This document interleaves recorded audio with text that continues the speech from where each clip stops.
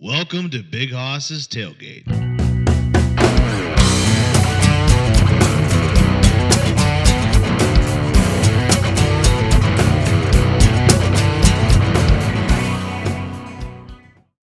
And we're off. Alrighty. So what's up? So I know it's Augie, Yeah. but how do you say your name? Because So- I was like reading it. I was like, is it Auguste? No, it is. It's just Auguste DeRose-Jones. Oh, okay. So August Trevor DeRose-Jones, if you want the middle name. But no, trust me, I've done enough comedy where like it sounds great when people do it right when you come up on stage. Yeah. and when they do it wrong, it's a mess. Oh yeah, and you're just like, all right, I have to actually explain this. Yeah. Because if I crush, then Yeah.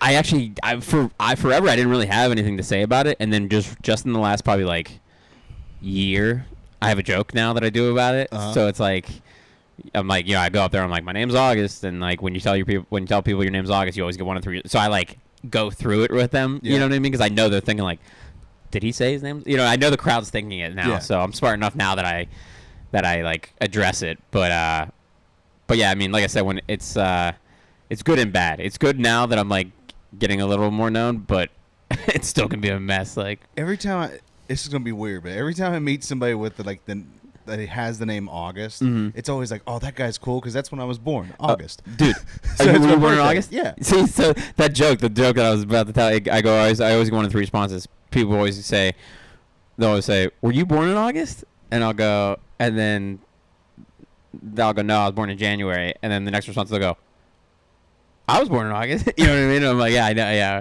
Or so it's Like it's, they get excited, like, are you? 100%. They are. And it's funny because like I'm glad now that I made it into a bit because I realized how much people are thinking it. You know what I mean? And then the joke, pretty much I'll ruin the joke, but the joke basically goes, and then I'll go, yeah, like the third one, the one I can't stand, the one that drives me crazy, is I'll go, hey, my name's August, and I'll go, hey, I'm September, because I've been hearing that terrible joke since I was in kindergarten, right? And when I would take girls out growing up, their dad would always drop that on me the first time I meet him. Trying to get the dad joke on you, and then you meet him for the first time. I'd be like, "Hey, my name's August," and he'd be like, "Hey, I'm September," and I'd be like, "Hey, I'm gonna fuck your daughter." So yeah, that's the joke. But that is awesome. yeah. So I made it into a bit because again, I mean, you're a comic. It's like after a while, you're like trying to get in the head of the audience. And Yep. like, what are they thinking? Like, where do they know it's gonna come? Yeah, it's and that's beat my them to it. You saw me go up. It's like that's my whole act is like I'm very misdirection. Like I bring up a topic that everyone's like, oh, I know what he's gonna say, or he's gonna give me his actual opinion on this social issue, and I'm like, and then I just hit you with like, guys, I'm actually here to make you laugh. I'm not gonna force my ideas where did you on think this was gonna go? Yeah, like I can't stand how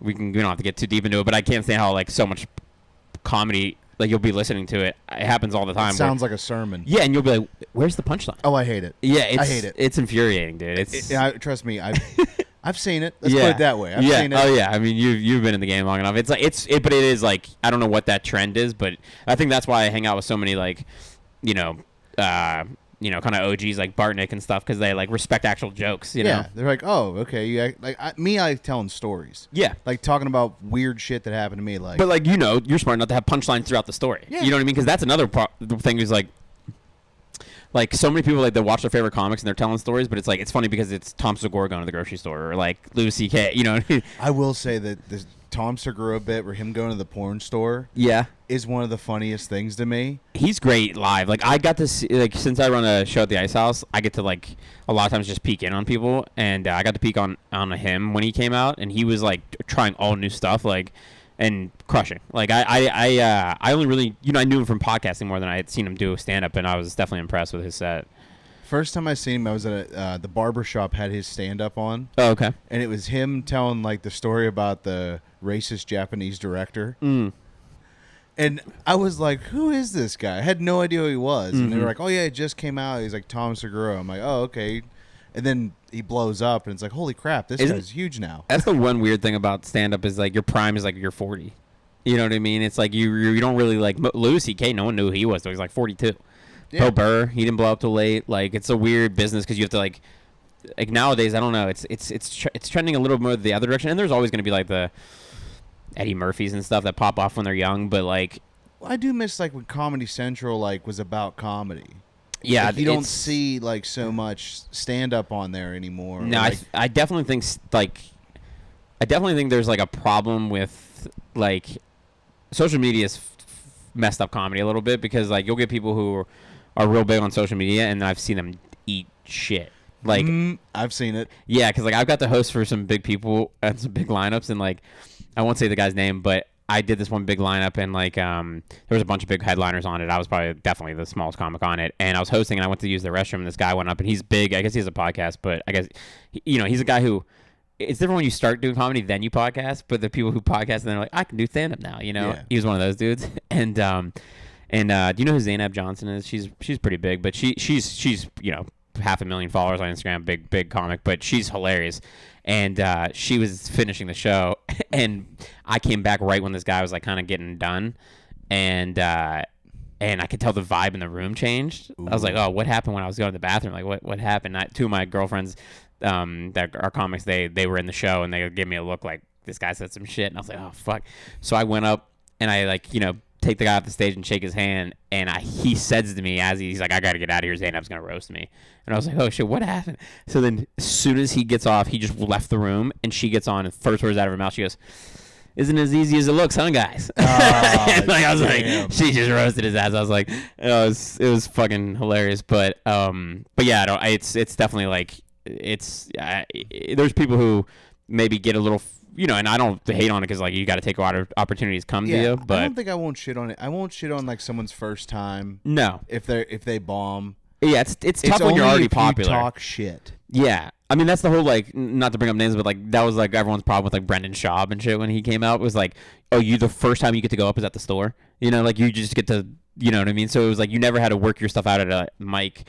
Because that's the whole thing is like you shouldn't be good the first time you do it. You're not going to be good. So if your first time going up is at the store in front of those crowds, it's like it's almost a disservice to like everything involved. Do you remember what your first time was? I 100%. And it's I'm sure you have a lot of Pittsburgh audience, but so we were just talking like my first ever time going to open mic. I just remember being like, I just want to be able to get through it. You know what I mean? I just want to be able to like get up there, say the words, and get off, and not have to like freak out or whatever. Yep. And I went to the Smiling Moose in Southside, which Andy just told me is not there anymore, apparently, unfortunately. But I was kind of sad about that place. Yeah, it just had a nostalgic part in my heart. You know what I mean? Oh, for sure. But I made the rookie mistake of telling the MC it was my first time. So he was like, this guy's never done stand-up before. And I was like, and then so everyone was like, what? So it got everyone to pay attention at least. Yeah. But I just remember like doing it, and then as soon as I finished my set, I got like a ton of adrenaline. And I'd like, you remember the Smiling Moose? It was like a hallway. So I ran out the front door. I went right out the front door, and I was like, felt like real like. You just had to get outside. Yeah, I just knew. I was like, oh, that was awesome. And then this old comic guy came out, and he's like smoking a cigarette. And he's like, that was your first time? And I was like, yeah. And he's like, you should keep doing it. And like I was already going to, but I was like, after he said that, I was like, all right, I'm gonna keep doing this. And like it's crazy to think like there is something about when someone says that to you, because you're thinking it. You're like, oh, I think I did good. Yeah, and then you just hear that one guy. It's like, is that your first time? Yeah.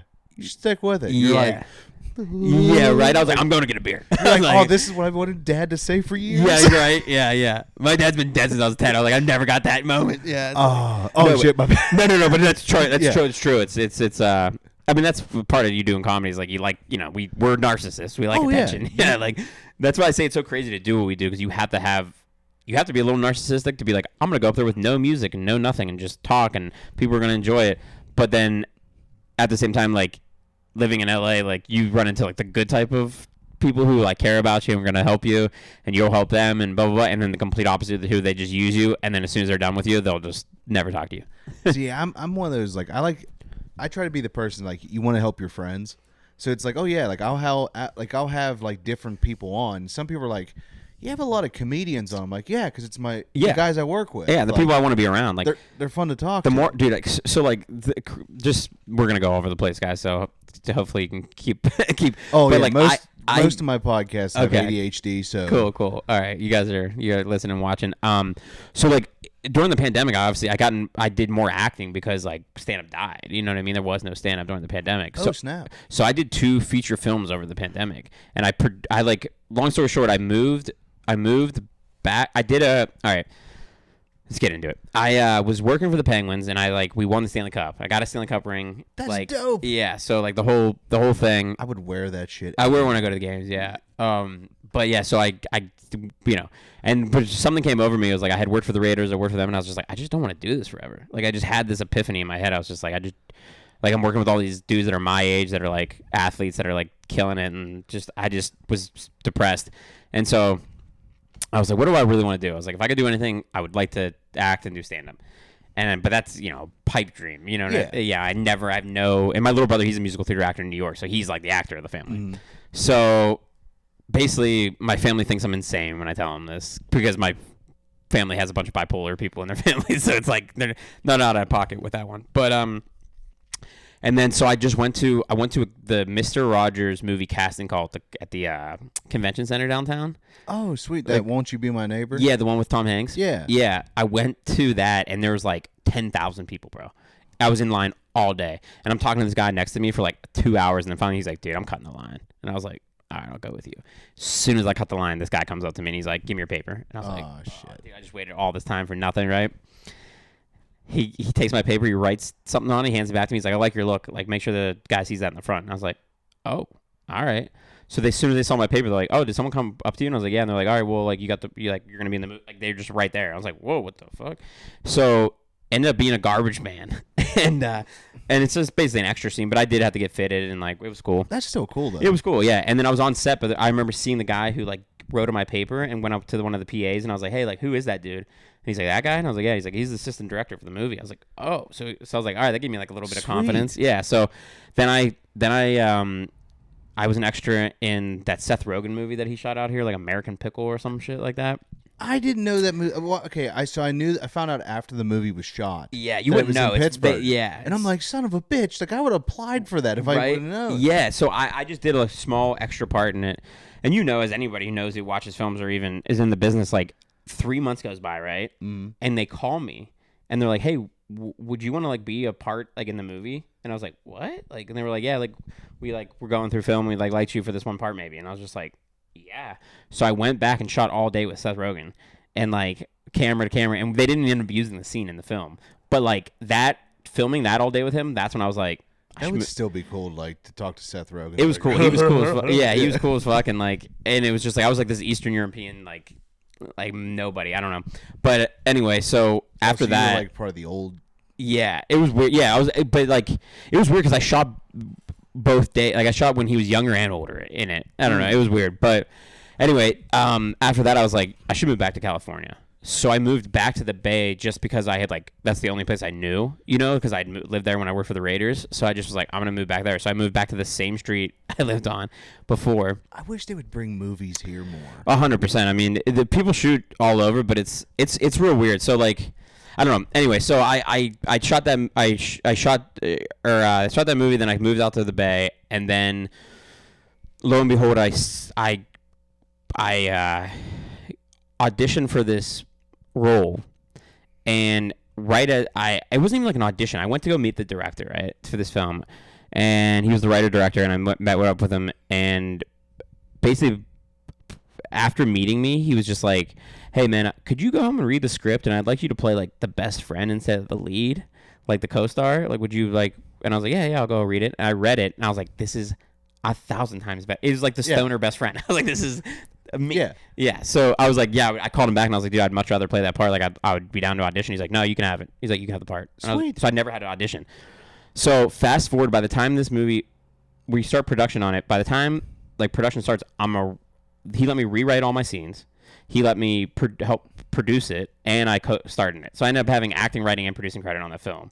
Dope. Yeah, which was crazy. And the pandemic happened right in the middle of production. We had to shut down. You're gonna have to show me what the movie is. I'll show you the reel after this. But yeah, it's crazy. So I went from not acting in anything to being like 60 scenes of this movie, dude. And I had to memorize all these dialogue. Like I'd never acted before. Like it was stressful.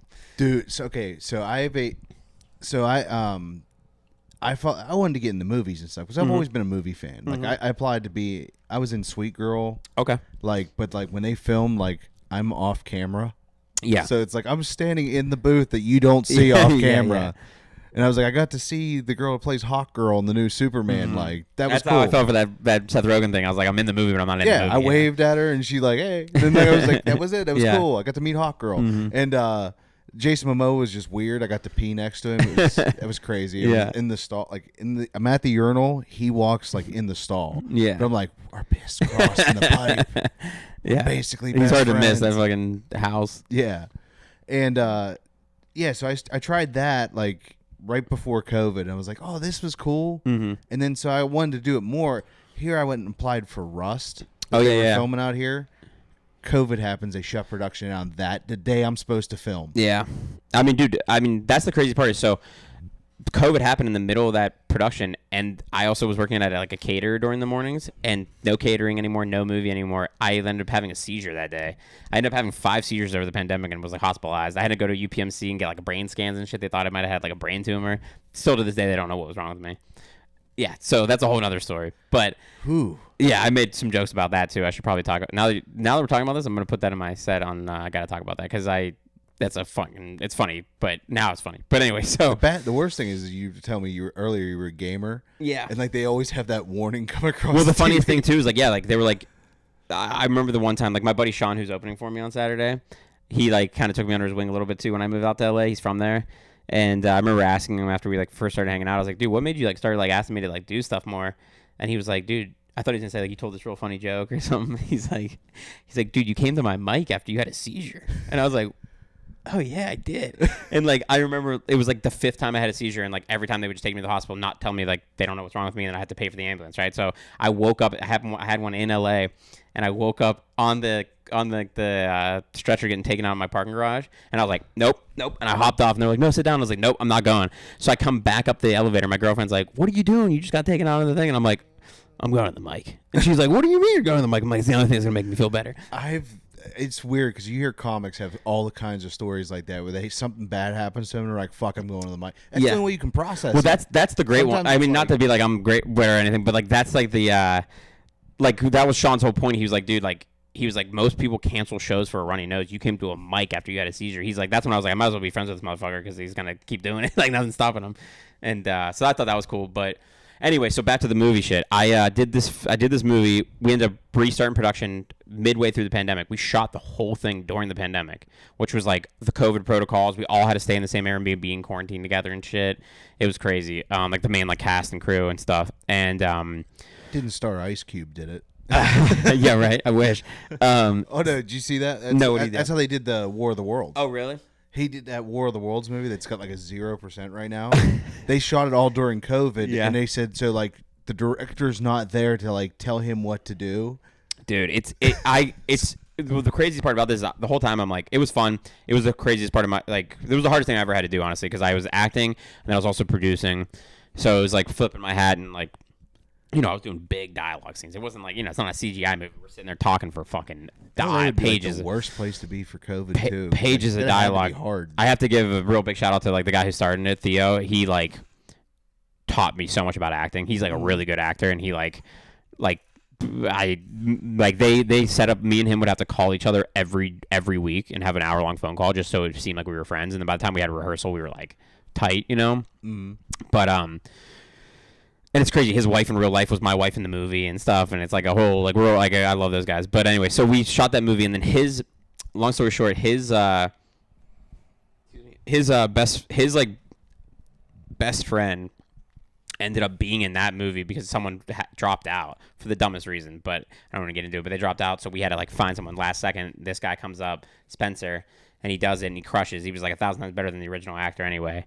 And Spencer, while he was there, I guess, you know, I must have been a little impressed with me or whatever. And he was like, hey, man, I'm making a movie in LA. Like, do you want to come down and help produce my movie and I'll put you in it too? And I was like, after I'm telling myself I'm never doing another movie during the pandemic. And I'm like, all right. So I go down to LA, stay with him and his wife for like the whole movie again during the pandemic. We shot his movie. And while I was down there, like, because I was seeing how messed up the Bay got from the pandemic, I was like, I'm going to move to LA. So that was pretty much why I moved to LA. And then I just, like, it was kind of perfect timing because it was, like, everyone kind of got a restart with the pandemic. Like, comedy had stopped, so it was, like, a reset for everyone. So, like, yeah, and then I just kind of like the real like I still went to LA with the mindset like, oh, I'm gonna act more than I'm gonna do stand up. And then Norm Macdonald died, and for some reason it like triggered something in me that I was like, I gotta do stand up. Like I got and now it's like I don't not like acting, but dude, being on set compared to being in a green room is 1,000 times worse. It's like I like both. But it's so much fun. It's good if you're with the right people. Like when I've shot some stuff now in LA where you're like around terrible people and you're like on set all day and it's fucking hot and there's nothing to do and it's like I'm just like bored. You know what I mean? I'm just bored. Like I'd rather, and they're all, you know, talking to actors is so much more exhausting because they're all just talking about how self-important they are. Where like if you're in a green room, someone's doing that, someone's like, "Shut the fuck up," you know what I mean? So like that's what I like comics is we're so blunt with each other. Yeah. You know what I mean? We're like every actors are all kissing each other's ass like the whole time. Like I shot this HBO Discovery Channel thing, and the whole time I didn't like it was just them being like, "I acted in this and I did this and I'm so cool for that," and I was just like. I didn't say a word the whole time to anybody. I was just like, dude, you guys are all. So I was talking to a comic. He was on a show that they were filming around here, and he said when he told them that he did stand up, he goes, all the actors wanted to talk to him about stand up. Like you know what I mean? Like I think that's crazy. Like yeah, I mean I think like honestly, straight up. Well, at least the old days. Like when I started like acting, it was still in person auditions, which I think I would do a lot more acting right now if it was still that way. I hate self-tapes. You can't get the essence of the person. You can't get the essence of anything like, and like. Yeah, because you want to hear like, how do you guys want me to play this? Even like that example I used earlier where like I didn't even audition. I just went and talked to the guy and he saw me and was like, he'd be great for this part. And then I read the part and I was like, you're right. I would be great for this. You know what I mean? It was like, you don't get the essence of the person and who they could be or who they could play or like. I think sometimes it's even more impressive when they're not like the character and then they'll like put it on and you're like, oh wow, this person can like transform. I don't know. So I think the self-tapes has really gotten away from like a lot of good acting and especially like a lot of casting now. They just cast whoever has the most Instagram followers so they can get people to watch this movie. It's insane. But I think that's the same problem with like with stand-up right now is like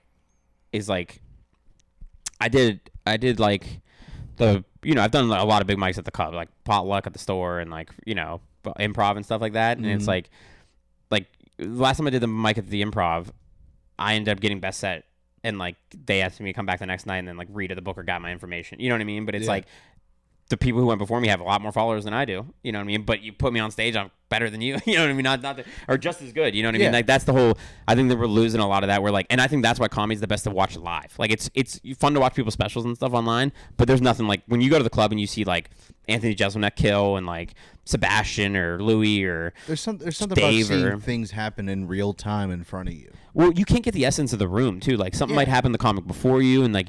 Not even a callback, but just like you just know the energy of the room. And you do feel like it is weird, like being an audience member. Like you do feel an energy in the room. 100%. Crazy. Like, yeah, and like sometimes it's a good vibe, sometimes it's a bad one. Yeah, you know what I mean. Like it can go all over. Like there's sometimes you go to a room and it's like, oh shit, like this is kind of. And my thing is, how do you I want like now the nerd in me is like, how do you study that? Yeah, like there's got to be a science to that. I think like that's one of the benefits about being in a city like LA is like I'm in the back of the room for so many like shows that like you see the good and the bad and you're like I don't want to do that or I do want to do that and that's like it's like and then there's some people like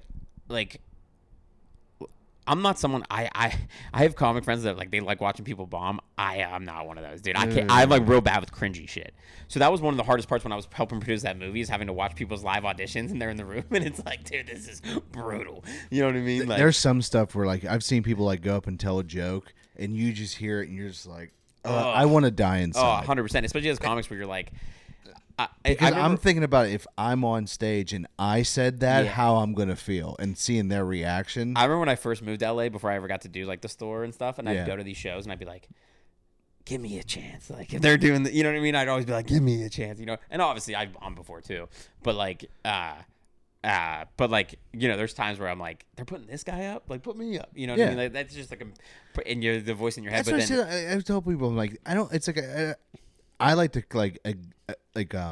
approach my flaws. Yeah. You know what I mean? Like sometimes it's like when I'm like sometimes you get jealous of something and you're like, wait a minute, I kind of want to talk about it. Like acknowledge the fact that I know I feel this way. Yeah. And like approach them like, hey man, like if I act, I'm sorry. That's why it's good to have good comedy buddies too, because they'll like you know, like I remember like there's been multiple times where I'll tell a joke 2 different ways, and then someone will be like, one of my comedy friends, I didn't even ask them, but they're like, hey, say it that way that you did last time, not don't. And I'm like, I love that. Yeah, it's like the best advice you can get, but like. Sometimes you ever get the ones that feel bad about it? Like, hey man, like, because dude, I've seen dudes have meltdowns over it. Like, don't give me what the hell? Well, I have also like it's bombing is such a funny thing because like the first time you really bomb. Like the first time you really bomb, you know it feels different because it's like a real bomb is a place where you wanted to do good. Like you always want to do good, but like I don't give a fuck if I bomb at a mic. Like you're supposed to bomb. You're not really working out if you don't bomb at a mic, right? You know, but fucking like I remember this one time I did a show at the Comedy Store in the Belly Room, and it's the Crack 'em Up show. It's an all black show, and I'm usually the only white guy on the show. It's been running for 30 years out there. It's like a legendary show, almost 30 years. It's 20 plus at least, and I'm actually doing it on the 30th. But I did it the first time and I murdered, and the second time I did it, it was in the show who runs its birthday. So I went like real late, like real fucking late, and I did fine. I was doing fine, but then like the last joke I was gonna do didn't hit, and then I tried to like bring it back, just turn into a nightmare, dude. It was like the first time where I was like, it was like I always tell people when they're like, oh, I bombed. I'm like, do you want to kill yourself? And then if they say no, I'm like, oh, you didn't bomb. Like it was the first time where I'm like, I'm gonna drive off the bridge when I go home. Like, so my buddy has this show. Actually, I have to go check the camera soon. I got 2 minutes left on the timer. Okay, cool. We'll get a beer too. Yeah, I'll be right back, and I'll tell you about this. Okay, cool. And we're back. Oh, dude. So what I was going to tell you about when we were talking about bombing. Yes. You talking about that. You bomb if you want to go home and kill yourself. Yeah. Would your friend kill himself? No, I'm joking. No. So my buddy has this show that he does called King of the Castle. Okay. Here in Pittsburgh. It's almost Kill Tony like. Okay. Where they have the bucket pool, like you put your name in, they pull comics' names out. They get 2 minutes to tell their set. The next 2 minutes, the audience gets to roast the fuck out of them. No. And you're allowed to go as hard as you want. What? And does the comic have a mic still? Do you get to fucking banter with them? Oh yeah, you can go back. Okay. Like you can go back to fourth, but you get to you have to dodge, like navigate. Oh my God, so that the host panel can rip on you during your set. They I'm never doing judge that on show. it. And what they do is, and sometimes they'll have guests like comics come in and like do shows. Like they're doing one Friday, I think. Oh, okay. You should come down for it. Well, I'm gonna be in Ohio doing a show. Yeah. Yeah. Oh darn. But so it's basically like that, and then the best heckle of the night gets $20, and the one comic makes candles in Pittsburgh, so he'll give you a candle too. Okay. And that's like a $15. That's a crazy concept. I'm sure do people get in fights ever? There was one like in the early years for it, or the early days for it. It was pretty. Have you ever seen the clip? It's probably like the clip that I have that's the most view of me getting attacked. Yeah. I was like, what the fuck was that, dude?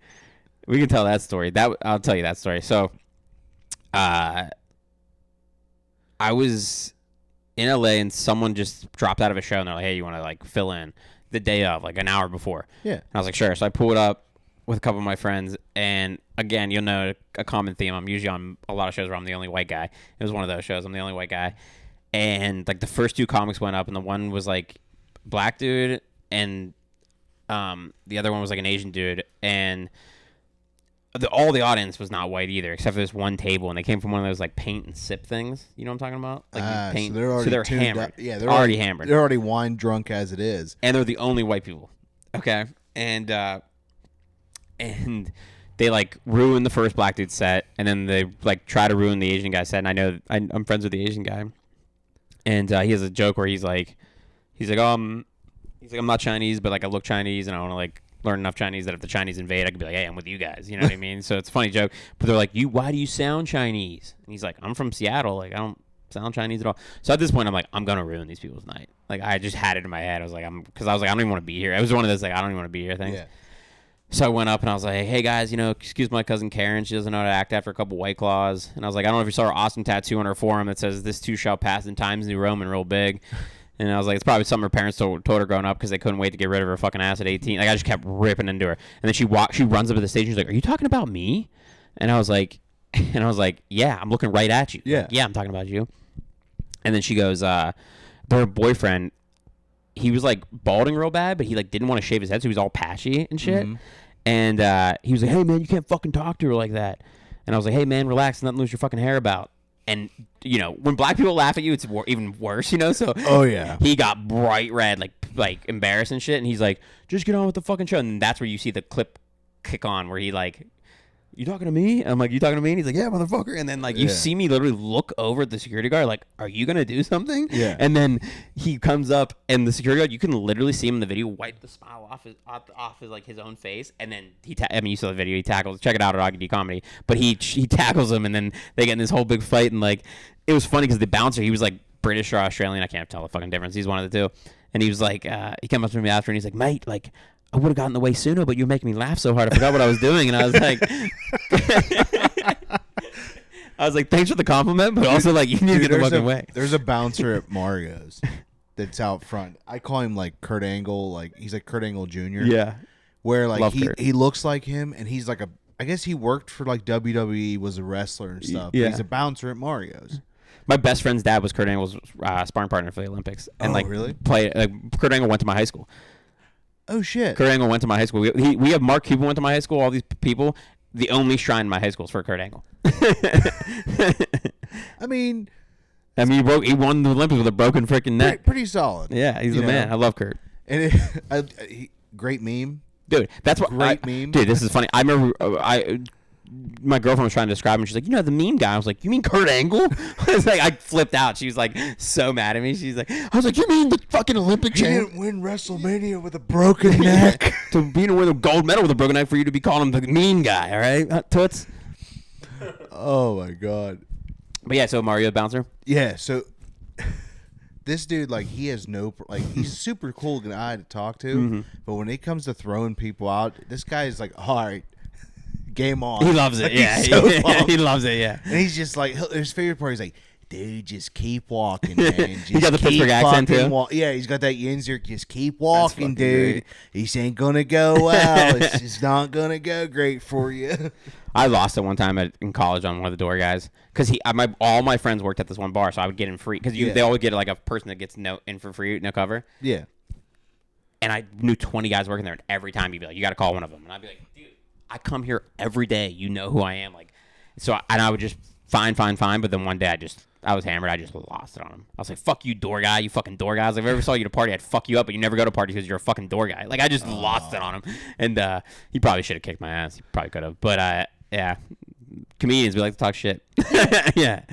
That's why I always think it's so funny. Like, I mean, again, like, if you watch that video, it's like the caption, like the, what do you call it? The title or whatever, the caption I have for the thing. It's just, "I love the bullies." Because it's just like, and that's what they were. Yeah, that's exactly what they were. I'm like, and that's been my whole thing as being a comic. I feel like we all, not all of us, but most of us were probably bullied and shit. So it's like, and especially with my name, like, you know, it's like if you grew up in the 90s with the name August, you were just called a gay immediately. So it's just like, it's just Augustine. Yeah, like, it's just, you hit up with that, you're like, mother. Yeah. Especially when you heard everybody said Saint Augustine, Florida. That's the first thing you fucking think. Well, that's like the one thing I've always been able to do is talk shit. Like, I can talk shit like when I played sports, when I didn't play sports, when I played video games, when I do comedy. Like, I'm always been the best at talking shit. So that's it's like, right. We are close in age. Like, you lived through the Modern Warfare 2 years. Oh, 100%. I was Halo 2, baby. Yeah, like I was, you know, we were, but yeah, and that's how, I don't know, like I graduated in 2011.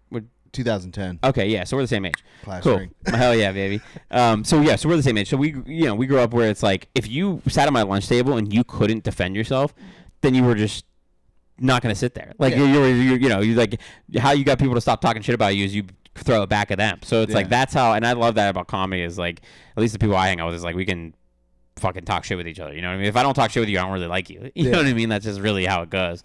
So that's another part that I think comedy's kind of brought back for me is like most of the fucking comics I hang out with were like sports and shit and like video game. You know, we're the same kind of crew of people. Yeah, everyone's like pretty nerd. It's kind of fun. Yeah, I'm definitely not like the Matt Rife crew where I have a six pack and I'm like, oh yeah, I go to the gym every day and I'm jacked. Yeah, it's like that's yeah. I'll do another job. Not to say you should took care of yourself, but I like nerdy comedy. I feel like there should be more. Like it's kind of hard because like there's times you want to throw references and stuff, and you're like, I know 5 people that'll get this. Yeah, comedy's the one thing too where it's like not only do you not have to be good looking, it almost helps if you like aren't You know Oh what yeah, I mean? because Like, as soon as you walk up, you can immediately be like, "I'm ugly," and they're like, "Yeah, you are." unless you're a chick, it helps. Yeah, But no, I'm hot. yeah, Like, right. Yeah, it must be hard being Yeah. hot. Yeah, if you're hot and funny, then you're really killing it. Yeah. Like most of those ladies are. But no, I mean, I do love that about comedy. Is like we're a band of misfits. You know what I mean? It's like that's Have you it's my encountered tribe, the combo yet of the OnlyFans comic? bro. I've been on shows with porn stars. I've been on a show on a lineup with legit like famous porn stars. It's weird that that's a subgenre of comedy. It is very weird. It Like is. now that OnlyFans is like doing comedy, and it's like I'm not hating on it or anything. We have to turn that off. But I'm not hating on it or anything. But it is definitely like it is funny because I feel like weirdly enough, porn stars and like comics get along well because we're Yeah. both just fucking idiots. But like, I definitely don't like. It's the same thing as the other thing where it's like, don't try to do comedy. You know what I mean? Like, it's the same thing we were talking about earlier with like when people are big on social media and then they try to do comedy. It just doesn't. It's not the way it was supposed to be. You're supposed to go to mics and eat shit for 10 years. Yeah. And then figure it out. Like, it's not. You're not supposed to go to like the store and then Yeah, be like. because most of the audience members are just guys that came to the show on the slight chance you might think that, Yeah. hey, that's a guy I want to be with forever. Oh, that's That's one what thing they're that- there for. That's one thing that's like real weird about like the one thing I like about Pasadena, like doing my show at the Ice House, is like it always feels like you're doing a road crowd, where like there's a lot of times, not a lot of times, but like 25% of the time when you do a show in Hollywood, where the crowd is just there to like see somebody famous and they don't give a fuck about comedy, so they'll just be like, I'm just here to hopefully suck Chris D'Elia's dick or something. You know what I mean? They're not there to like actually see comedy. So yeah, like, they're hoping they're going to say, oh, no, someone dropped in. It's exactly. insane. So you'll do like a spot at a big club, and you'll expect like, oh, like since I'm doing a big club, it's gonna be a great audience because they came to see comedy. Not always gonna be that way, but it is more than it isn't. But there you'll get those nights where you're like, oh shit, it's one of those crowds. Yep. Because then it's like, oh, I'm in for a fight. Yeah, it's just It's like walking into work and you're like, everything's fucked. well, they just don't want to listen to you unless you're famous. It's like you get a lot of that where it's like, damn, these jokes are good, but and I'm not the kind of guy. The worst thing you could do is I can't stand. My least favorite thing someone can do on stage is when they blame the audience. When they're like, this joke usually kills, or like they'll be like, what's wrong with you guys? Like, you know what I mean? It's just like, just let it go. Just tell your fucking jokes and get the fuck off. Because even if it is the audience's fault, it's like, what are you gonna win them back by saying that? Like, they don't give a fuck. You always want to talk to them and say, so who you waiting for? Yeah, right. Yeah, there's a lot of that. Like I remember I opened for Joe one time, and we were down in San Diego, and they had a bunch of like local San Diego comics, and some of them were good, but some of them were real bad. And like they're usually good when we go down there, but it was just a weird time, and it was like there was like 5 people, maybe 3 or 4 people, I don't remember. But then I was going right before Joe and doing like 20, 25 or whatever. So they were all there to see Joe. Yeah. Of course. So I just addressed the elephant in the room immediately. As soon as I walked on stage, I was like, hey, motherfuckers, I drove Joe down here from LA, so if you don't laugh at my shit, he's walking home. And they loved that. I like said that, you know what I mean? And it got them on my side like immediately. So like you got to address the elephant in the room too. Like that's another thing. I think one of the most biggest like best qualities of newer comic, anytime comic, but like when people get it quicker is being present. Yeah. Like if someone drops a glass, don't just ignore it. If you hear a lot, you don't. If you're in the middle of something, don't always go out of your way because I hate like you also don't want to be like when someone's whispering in the front row and you're like, what are you guys saying? Like you don't want to get distracted. But if there's a big enough thing that happens and you don't address it, that's again we were talking about just like seeing live comedy. People want to see that kind of stuff. They don't want you to just gloss over like that. You know what I mean? Like so. That's why they love the crowd work moments because like you're there. I think so. I think that's why they go the most viral because it brings people who weren't in the room to the room. Yeah. It Which makes you feel like the people want to feel like they're part of the show. Yeah, which is like that's I like with my act I like tiptoe the line of it, and like sometimes I get them where I'm like, oh, you're not a part of it. I just wanted to I just bring you in for a second just to like get the attention of it. You know what I mean? That's why like when I talk about me getting arrested, I'm like, what do you think I got arrested for? Like shit like that where it's a quick like, you guys still with me? You know what I mean? Kind of thing. So. Yeah, there's a couple of times where I ask questions to the audience because I'm setting them up to be like, let me tell you about my experience with this. Yeah. Like, and you can get some crazy shit out of that. Like I should probably clip up this one thing. I do that joke I said, I'm like, what do you think I got arrested for?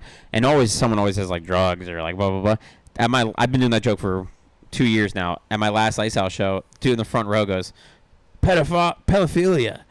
And, like, everyone was like, what? Like, what? Like, blah, blah, blah. And I was like, dude, I do that joke all the time. No one's ever said. And then his wife is, like, furious next to him for saying that. And then, of course, every comic who goes up after is like, you're a weird motherfucker, dude. Like, everyone. I was like, this fucking poor fucking bastard. Like, he was probably trying to be funny and just ate it. Yeah, it was like, you could say, yeah. So. Yeah, it's kind of funny you mentioned that because, yeah, I just had that. I was a comic that, like, I used to, like, go to his shows and stuff all the time. Like, me and my brother would go and stuff, hang out with him.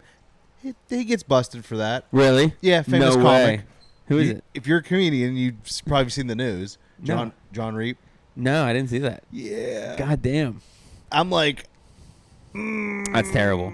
Yeah, I mean, but it makes it even weirder about, like, again, like, but comics we're gonna make something about anything. But, like, imagine if I just glossed over that. Yeah. Like, I have to address it. Yeah. Like, now yeah. I'm like, because I'm like, I was talking to my buddy. I'm like, dude, I don't know how to handle that. Like, yeah, that's one that you can't, like, you can't come back for that one. You're done. Yeah, I was like, he's done. Yeah, you're done. But it's also kind of like, I mean, they should just shoot him. I was like, he was nice to me, but I was like, I don't know what to do with that. I was like, I can't defend. No, I mean, you, people bud. are fucking creeps. You never know, but I mean, that's like, you talk about you hang out with someone, you have no idea who they really are. Yeah, but and that's one too that you're like I said, like, not only are you done with comedy, like, you should probably just be shot, but yeah, like, that's why when people, like, you know, cancel, like, Louis and stuff, like, I think Louis is still hilarious. Like, I you know. Well, what I mean? thing is, like, with Louis' thing, most of it was just people consenting. Yeah, that's the thing. It's like Louis' thing. Like, when you try to compare, like, that's when you get, like, to this weird thing when people try to, like, say those are similar. It's like, no. Like, Can't say one's it's- consenting adults and the other one's completely. Yeah, one's like, yeah, because So that's why, like, but some people like when Norm, you were you a Norm fan? Oh yeah, I love Norm. Okay, yeah. So, like, when Norm went on Comedians in Cars Getting Coffee or whatever, and he's talking about Bill Cosby. Have you seen that with Jerry? It's so funny. He's like, I think the hypocrisy was the worst part. He's like, really? That's the worst part. That's the worst part. Like, I love that. Like, because he goes. He like says to him, he's like, but I love how he starts the conversation. He goes, do you think that's gonna hurt, like, his legacy? And Jerry goes, yeah. He's like, yeah, I do. it's like, yeah, I'm pretty sure. But but it was funny, like, them talking about it. Was just, I love that Norm brought it up. 100%. You know, Jerry was just, yeah. Well, again, it's so funny because, like, I just like, with those older comics, like, I hang out with them, like, nothing's off limits. You know what I mean? Like, the way they talk and, like, shit is, like, it's wild. I love it. But it's like, it's like, definitely, like, if you're, like, a PC guy, you're not going to be able to hang out. Like, because the way they talk to each other, the way they talk about just people in the business and stuff, it cracks me up because I'm like, it's a fun place to be around because they're not around they didn't grow up in the cell phone era where people are going to, like. Well, my hard time with that is, like, I want to be like that. It's just I think too much of, like, I'm going to say at the wrong time and give the wrong impression. Yeah, 100%. There's a lot of that too, but it's, again, like, I don't know. Like, I'm definitely not one of those people that, like Jeselnik has the best quote. It's not even Jeselnik's quote. It's actually Andy Warhol's quote, which hey, we're Pittsburghers, right? So, and so is Jeselnik. So that's why you probably got it from definitely. But he says, like, art is getting away with it. You know what I mean? So it's like, if it's funny enough, you can say it. You know what I mean? And that's the whole, like I said, like, you've seen me now. But you're gonna see me do my hour, which will be cool because you'll see like my whole. If you just went off of my subject material, you would think I'm, like, the most offensive comic ever. But, like, again, my whole point is, like, I'll bring up Roe v. Wade. I'll bring up Trump getting shot, like, whatever it is. And, like, but I'm not going to say what you think I'm going to say. And I'm not going to, and I'm almost making, like, with the Trump shooting, I'm making fun of the shooter. Yeah. For jerking off before the shooting. Like, I'm making fun of, like, Roe v. Wade. I'm making fun of, like, something completely else. You know what I mean? And it's just like, I have a joke about the Trump shooter thing, especially with the OnlyFans stuff. Yeah, that joke, my Trump joke, literally, like, that's what got me started getting really, like, booked on house shows at the Ice House. That's what got me best set at the, because I wasn't even, dude, the first time I did that joke, so we were just talking about when I did the Hollywood Improv mic, and I got like best set, right? Dude, I was at my friend's pool, and this girl is a comic. She came out. She lives in the same building. This guy who's not a comic I'm friends with. I'm at his pool, and she's like, I'm going to the mic. You want to come? I'm like, sure. I'm like, had a couple beers, and like, go to the mic, and I had never done the Trump joke ever. And I did it for the first time on the main stage at the Hollywood Improv.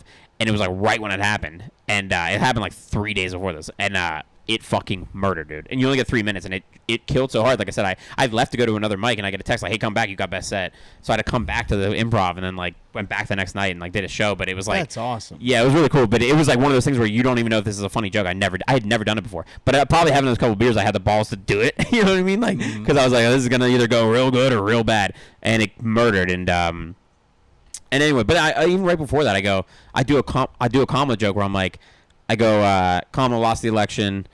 I was like, everyone's all shocked and whatever, but people were like, I was like, everyone's always like, where did she go wrong in the election? Like, what was the turning point? And I was like, I don't know about you guys, but I think it was her vice president choice. Like, I don't know if you, but like, I think she would have been awesome if she picked Joe Biden, and then like, and again, it's saying shit that you don't think I'm gonna like. When I bring up Kamala losing, you're not thinking I'm gonna say I wish her vice president would have been Joe Biden. Is it just me, or does her vice president look like Pac-Man? Who, the guy with the glasses? Yes. Yeah. Well, that's what I said. He kind of looks like a human. Yeah, version I'm like, we got a worse version of Biden with glasses and like whatever. But it's just again like, there's a lot of people. I mean, like, shock humor is obviously a big thing. Shock jocks, like whatever, bringing up just like a taboo shit just to like get a reaction. You know what I mean? Mm-hmm. But I think if you're smart about it, like, if you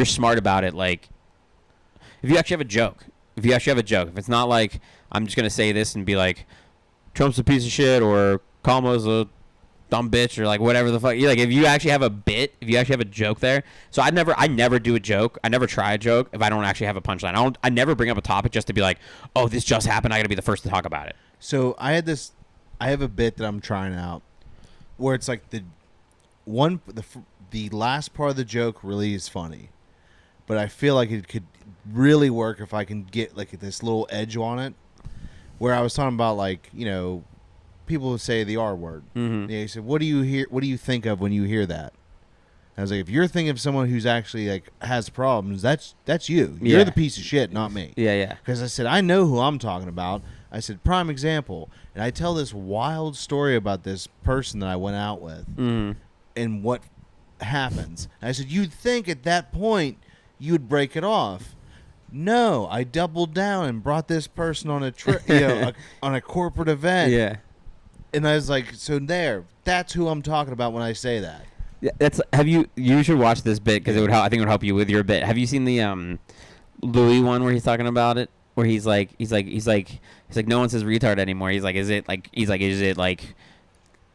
where are they going? Like, are we, whatever. He's like, are we telling them that we don't use that word anymore? Like, are we telling them like, hey, so hey, Billy, so you're not retarded anymore? I'm not? You mean I'm cured?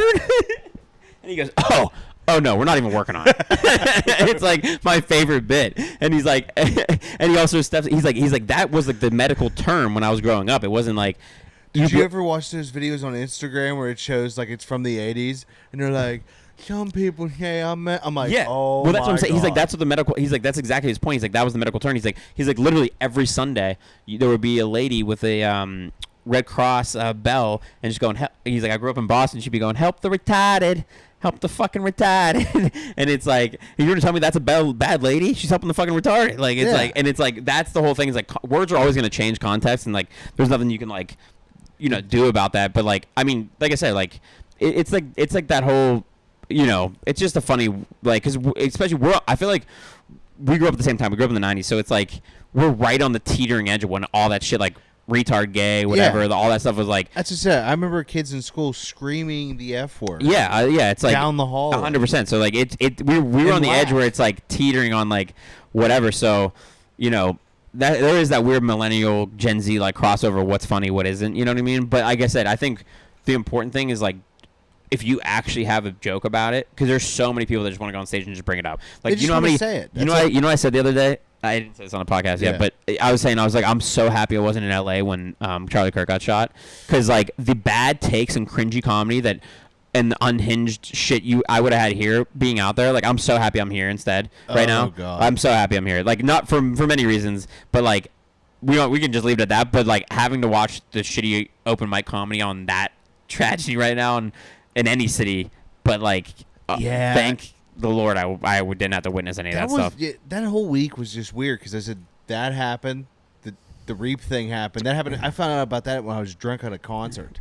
I met Hardy on Saturday out of look at that real quick. I'm out at Hardy down at a to John Reap, right? Yeah. That comes out that day. I'm drunk at a concert. I'm like, holy crap. Oh, this guy. Yeah. No way. Yeah. He's in what the hell is he in? He's in Harold and Kumar. Yeah. Me and my brother drank with that guy in Pittsburgh. That's fucking fucked. Went to his shows in Ohio and like hung out with him. We're like, oh yeah, he's like a normal guy. Like we talked to him like it was nothing. And then we find all that out and we're like, what the fuck? I mean, dude, that is one thing. I mean, I live in LA. There's so many like creepy producers and shit. Well, like so my brother, he's like, I'm not surprised. Yeah. I was like, why? He goes, I work in he's a prison guard. Yeah. So he was like, dude, you meet all kinds of people. You start talking to him. Oh, yeah, that guy seems pretty nice. Then you read his file and like, holy shit. Yeah, he's a monster. Yeah. Yeah, that's crazy. I mean, it is crazy too because like I'm such like good friends with like so many like female comics and they'll tell me like, oh, that guy's tried this and that's what, and I'm like, yeah, it's tough, dude. Like I definitely feel bad for like female comics having to work with like because it's like anything else. You want to get booked. You want to like you know what I mean. And you think that they have good intentions. Oh, he thinks I'm funny. He's a blah blah, blah. And then they use that shit. And it's like I think that's another thing. I run my own show and it's like I'm friends with so many female comics because it's like I have a girlfriend. I'm not I can get laid without this. So it's a weird business, but I mean, the good side of it definitely outweighs the bad. I think like comics, 90% of us are like such like I've met so many more good people in this business than I have bad, and like I've met definitely my share of like people who I'm just like, oh yeah, don't want to be around. But like I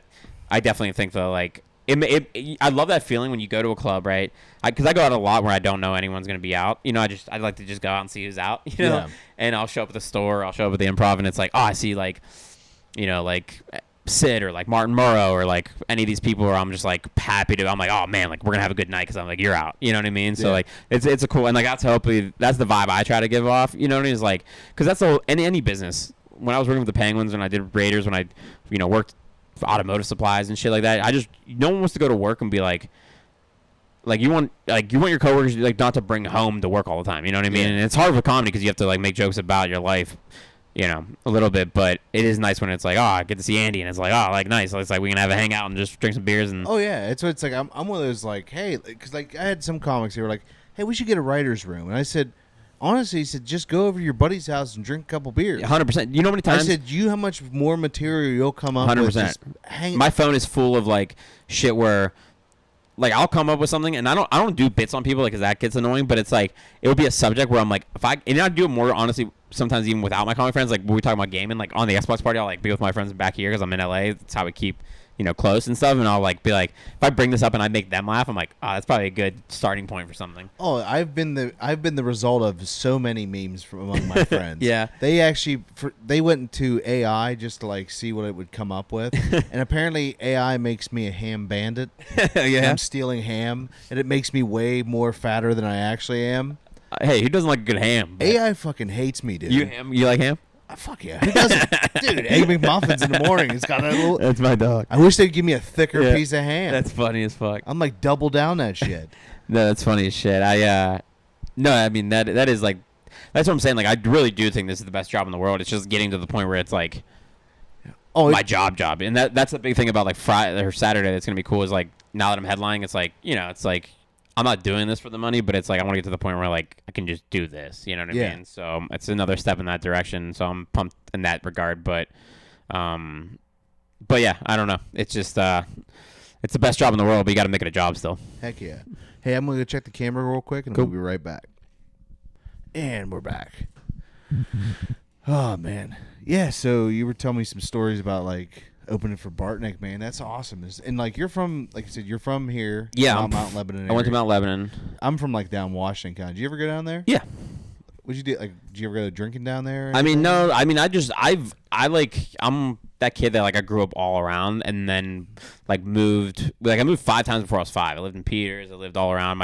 My dad's from Ohio. My dad's from Steubenville. So like, was from Steubenville. But so I just know the area real well. Yeah. You know what I mean? Like I'm definitely a Pittsburgher where I'm like I annoy LA people because they're like, you talk about Pittsburgh a lot. And I'm like, I know. I love it. I'm proud of it. I don't know. Well, because there's certain things. It's like when you do go away, you're proud to tell people like, oh, dude, there's this place that's actually really good. And that's one of the things me and Barton are like, you know, we're both Italian. We're both from Pittsburgh. Like we're both, you know, he went to Seton, I went to Lebo. We're like right next to each other. It's like it's definitely like nice when you're that far from home. And you have a little bit of home, like, with you. I did, yeah. I seen he was doing that show about like the Pittsburgh food and stuff. Yeah, it's cool. That was really cool. Yeah. I've been telling him he just shot another episode. I can't wait for it to come out. He's good for that kind of like. He's great for that. He's got a great personality for that kind of stuff. So that's like I'm new to like the Pittsburgh like I'm new to like traveling in the city. Mm-hmm. So people are always telling me like, oh, dude, you gotta check out this dive bar, check out this place. And I'm like, sweet, like because I have no idea where anything is. No, I think it's funny because like I think. Like when I moved to like full, so long story short, I never planned on like moving to California. I just applied to all warm weather teams, and the Raiders were the only dysfunctional team to actually pick up the phone. Yeah. So they hired me, but like getting to explore like San Francisco and Oakland, I don't know if you know how close they are. It's like you can see one from the other. So what did you do like when like for the team? So I was like community relations and public relations. So I would like work with the players and like. It was really weird, dude. It was surreal. Like I got to like talk to Rod Woodson, and I blacked out because I was just like the first jersey I had as a little. I never got starstruck in front of the players, but Rod Woodson was our defensive back coach, and I was like, yeah. There's some people. It's like, I literally still have the jersey. It's this big. It's my first jersey ever. It's like and it was crazy too because I walked up and he was talking to what our linebacker coach was what's his name, Sal Sinceri, and you know the Sinceri's like big Pennsylvania football, all like brothers and cousins and shit. And he was our linebacker coach, and they were playing. I showed up at some school. We were doing some event at a school in Oakland, and I pulled up, and they were playing like knockout, like the basketball game. And I saw Rod and Sal Sinceri talking to each other, and I'm like, this is my time. I gotta go up and say something. So I walked up, and I just go, hey coach, I'd like to Rod, and I go, hey coach, I'm from Pittsburgh. And as soon as I said that, Sal goes, oh, you're from Pittsburgh? And I go, yeah. And he goes, yeah. He goes, what pizza place you like more, Aiello's or Minio's? He's testing you. Testing me, and I just go, honestly, I'm more of a Fiore's guy. And he just goes, oh, yeah. Like love that I said that, and then I blacked out. I don't remember anything. That's when you just your mind blanks. Dude, I was ear to ear smile. I was just like happy. It's so funny because like I try to think. I don't remember anything else we talked about. Like I don't remember one thing. Dude, I've done that. Like I know exactly the feeling you're talking about. I used to go to Nashville and party all the time. So I'd like meet country singers. Like I met Aaron Lewis one time, and like I loved like his music at the time. Like I didn't know he was like super political, but yeah, I didn't know that. So we're down there like, and they're having a Christmas party at this bar. So I just was there as a patron, like had no idea, and I order a drink, and next thing I know, he's standing right next to me. And I'm like, holy shit. And like I said, it was like one of those, I ordered like a sissy drink. I ordered tall double tequila sunrise. Yeah. And I seen him like give me a look. And I was like, brother, this is the best way tequila tastes, and I'm here to get hammered tonight. And he goes, hell yeah, cheers, brother. And I look over, I'm like, holy crap, it's him. And I didn't even look at him at first. Like I was like, holy crap. Yeah. And I just, things happen. No, but anyway, so I think we got all the way here from just talking about going around the city. But anyway, when I lived in San Francisco and Oakland, like I they were so like I explored so much. Yeah, I explored so much. I got to go to like the sickest places. Like I said, that's like the biggest downfall of like the pandemic with San Francisco is like all those cool places I used to go to aren't open anymore. But it made me then when I came back to Pittsburgh when I worked for the Penguins, I ended up going out way more because I was like, oh wait, like I grew up here and I didn't like.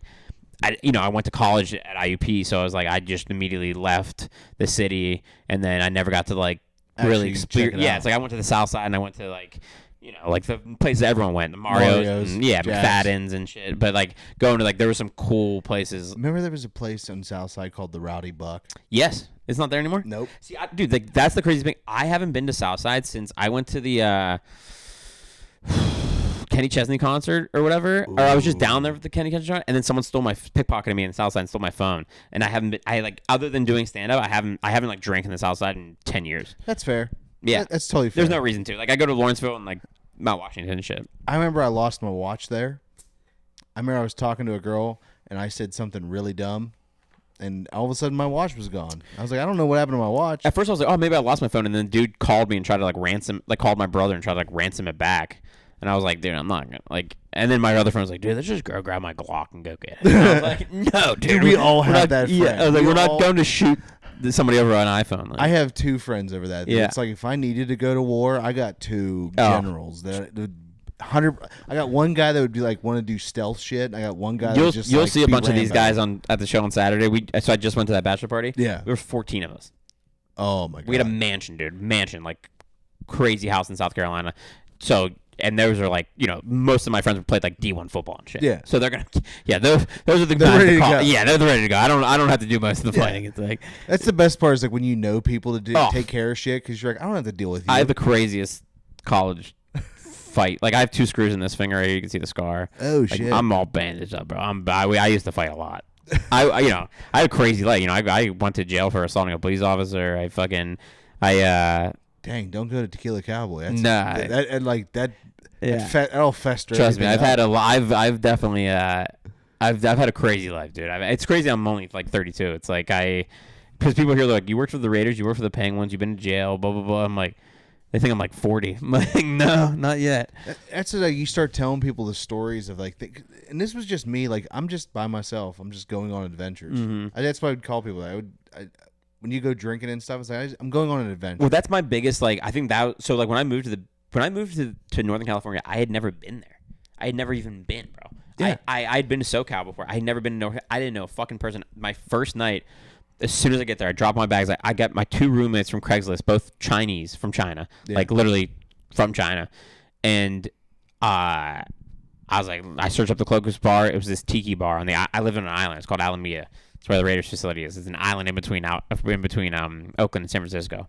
And so I go to this tiki bar and I meet this dude, John, and he got dishonorably discharged from the military for a DUI.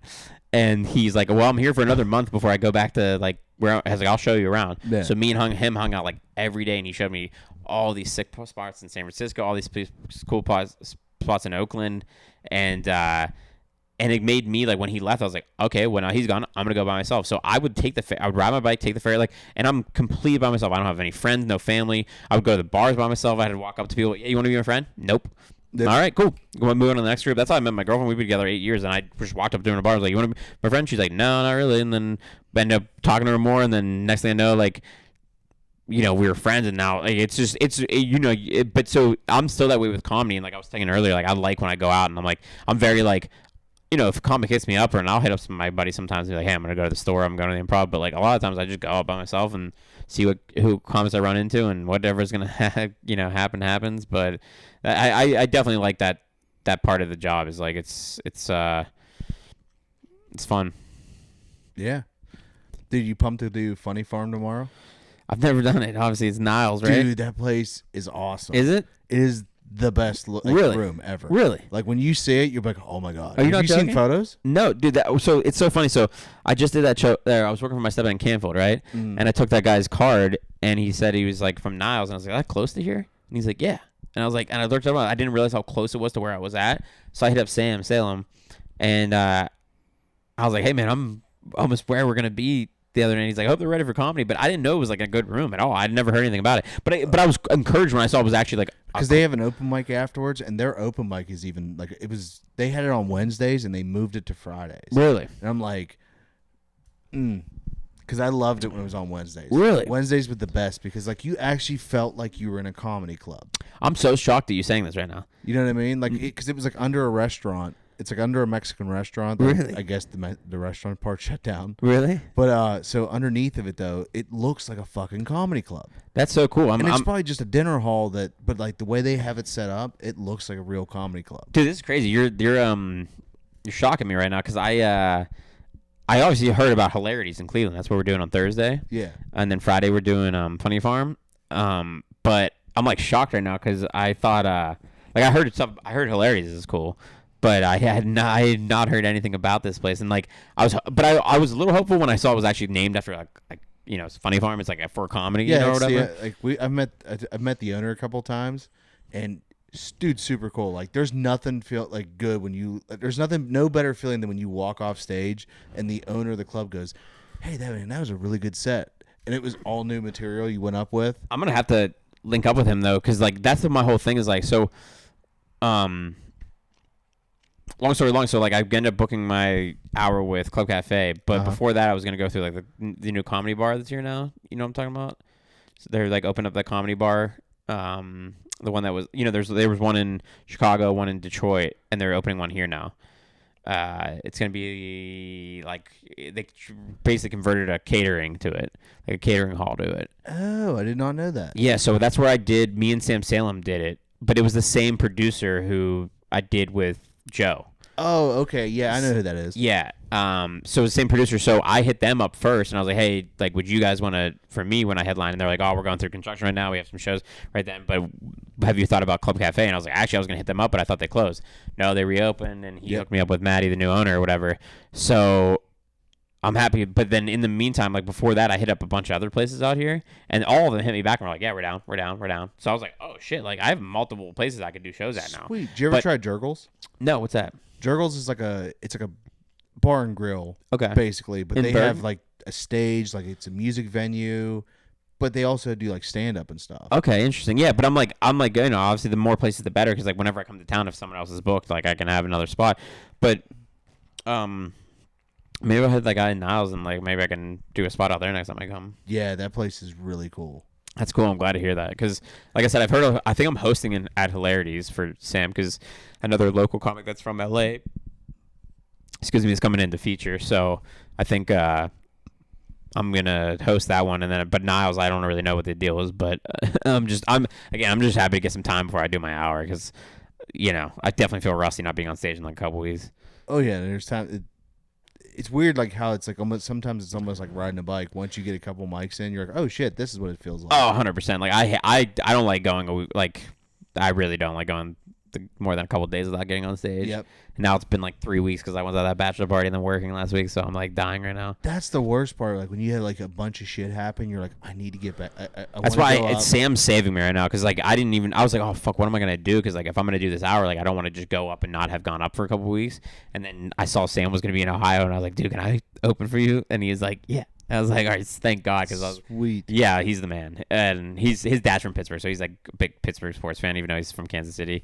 But I'm like, yeah, I was like, dude, you don't understand how much you're saving me right now. Like, yeah, and I think Big J's this weekend too. Sandler's on Saturday too. I didn't know that Sandler was in town. Yeah, don't tell anybody. Hey, if you put this out before my show, which it would be cool. But if you don't go to Sandler. Oh, no, it's coming out after. Okay. Yeah. And I was like, so dude, you're safe on this one. Dude, well, I don't know if the last time I came to town, so I run my show at the Ice House, right? And the same fucking night, AC/DC's playing at the Rose Bowl, which is right next to the Ice House. They're both in Pasadena.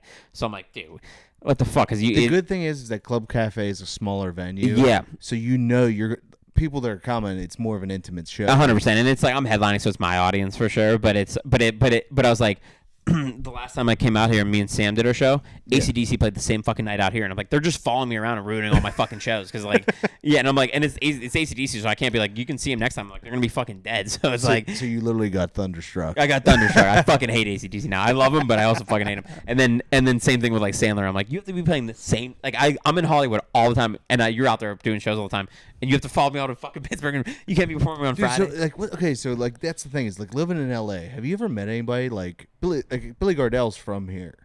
Oh yeah, I've met like. That's a guy I'm trying to reach out to, see if I can get him. I know it's a big get, but I'm just trying. Yeah, I mean the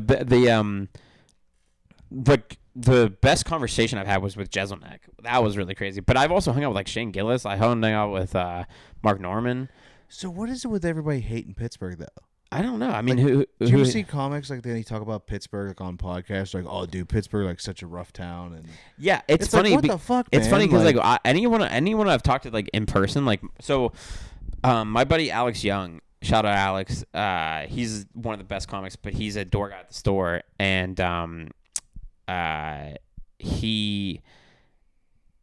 without getting too much into it, he actually has cancer right now, and but he right before he got his diagnosis, one of the last like road gigs he did, he opened for Ronnie Chang at the Bynum. Or the Benton, one of the two. And I remember being like, he hit me up and he was like, hey, I'm doing Pittsburgh with Ronnie. And I was like, dude, that's so fucking sick. Like, I think Ronnie's one of the funniest comics working right now. And I was like, that's so fucking sick. Like, blah, blah, blah. And I was like, where are you performing? Like, the Improv? He's like, no, the Bynum. And I was like, dude, that's like my dream. Like, I saw Chris Rock perform there when I was working with the Penguins. And that was a big thing of me being like, I want to fucking do this. Shit. Yeah. And I was like, that was a big motivation of me being like, this is awesome. I want to do this. And I was like, dude, that's like, if I ever shot a special, that's where I want to shoot it and like shit. And I was like, dude, you're living my dream. Like, this is fucking, I was like, and he came back and we were talking at the store and I was like, oh, dude, how'd you like Pittsburgh? He's like, I fucking loved it. He's like, he had the complete opposite. He was like, I think like it was such, cause you know, you go to cities and like they're drunk and they don't want to hear anything like highbrow, you know? And he was like, he's like, I could do all my highbrow material and like they were super into it and like blah, blah, blah. And I was like, it was cool that he went Permanis and the, you know, the original Permanis and shit. And I was like, I'm glad he had like such a good, he's a Viet comic, like so is Sean, who's coming down. Yeah, I hang out with a lot of Vietnamese comics, and he's like, I love that he had that response. You know what I mean? That's great. Yeah. See, that's my thing. Is like, but that's why I was wondering. It's like you always see these comedians like tell like horror stories from Pittsburgh, and it's like, why? Like, yeah, I think it's more of like which. I'll tell you one thing, dude. The Improv is a hard room. Have you done the Improv? I have not done. Dude, the Improv it's yet. I opened. So I've done it for Joe a few times, and then a couple other comics. But I hosted, you know, Vaughn DiCarlo. She's from here. She was big in New York for a long time. She's a great comic. Check her out. But I love Vaughn, and she's from Pittsburgh. And but you know, she's a black female comic, and then who featured for her, Courtney Haynes is another one of my like really good friends, and they're like real tight. And so she featured, and I hosted but it was Christmas. And Vaughn's big, and like obviously I had people out here, and Courtney's big, so we sold it out. Like, you know, she sold it out, but I hosted, and it, you know, the Improv's big. It's like fucking like 600, 800 people. Oh, in that yeah. fucking thing. Yeah. So like I'd been there before, but I'd never been there where it was sold out, and I'm hosting, and there was no like cold open, so it was just me. Like I just walked out there, and you know, all these black people were like, "Who the fuck is this person?" Yeah. And I won them over, but like I remember that was the first time I ever did a show where like I couldn't see the back of the room. Like I was like, I can't even see half. Isn't of the that people. freaky? Yeah, that was like the first time where I was like, you know, I've done the Improv. And, That's what Funny Farm's like. yeah, Where yeah. you can't see the people in the back. Yeah, I mean, You only I've see done the rooms where you first two can't see, but rows. not where it's like there's 500 people you can't see.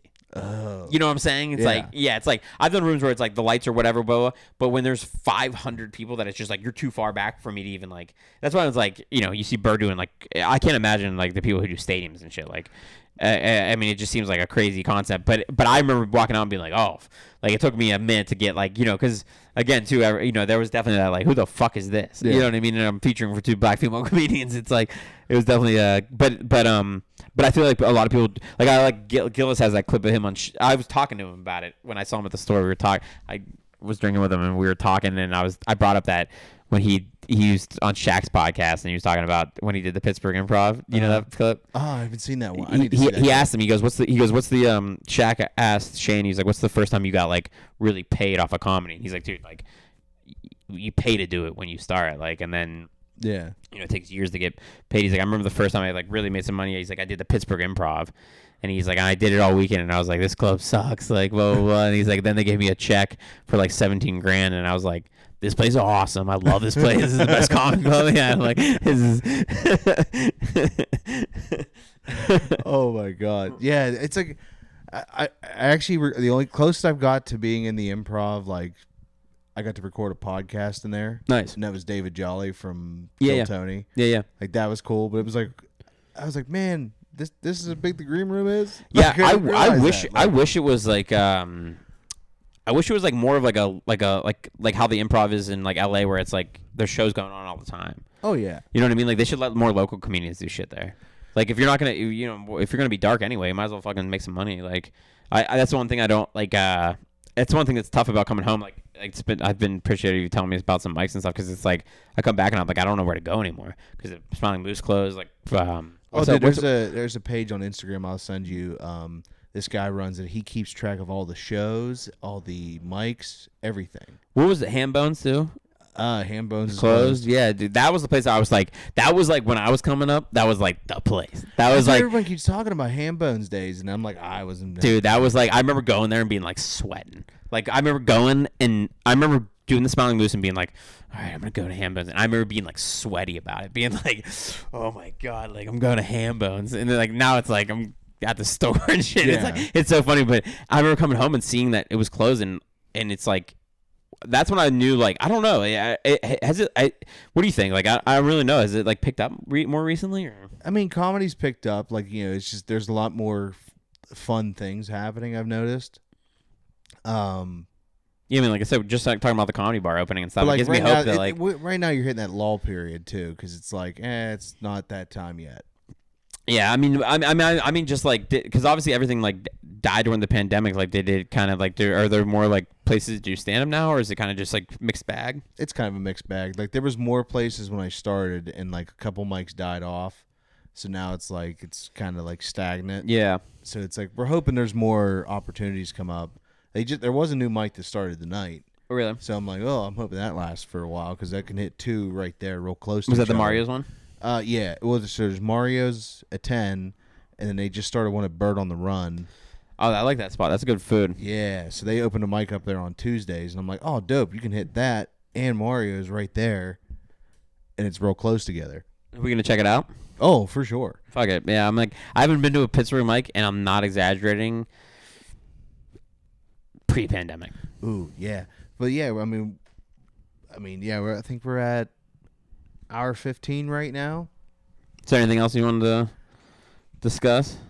Nothing right off the top of my head. If you want to tell people where they can find you. Yeah, I'll plug my stuff. I run a podcast. It's called Sense of Humor TV. It's a lot like this podcast. It's just comics talking and having a good time, and every once in a while we'll have like an actor on and some stuff like that. But it's called Sense of Humor TV, Instagram, YouTube, Spotify. I'm at Augie D Comedy. I'm in LA. If you're ever out there, I want to show the Ice House in Pasadena. Definitely come check that out. We have awesome comics on there. That's like surprises me sometimes. Some of the people I've had on that show. I'll tell you about. Like I've had like Slink Johnson on that show. You know the dude from GTA. And like seriously, yeah. Like I've had some crazy people on that show. What the fuck? My Ice House show has been killing it. But Ian Edwards is going to be on the next one, and some. Oh, nice. Yeah, I'm getting Malcolm Barrett on there. Sweet. So we're killing it. But at Augie D Comedy on Instagram is the biggest one. So follow me on there, please. And I'll be back in Pittsburgh doing a bunch of shows. So come out for one. I really appreciate you having me on. Heck yeah, man. And I'll post all your links too in the description and everything. Appreciate it, man. Cool. We're gonna go hit a mic. We're gonna go tell some bad jokes. Oh yeah. See you guys. Thanks, guys.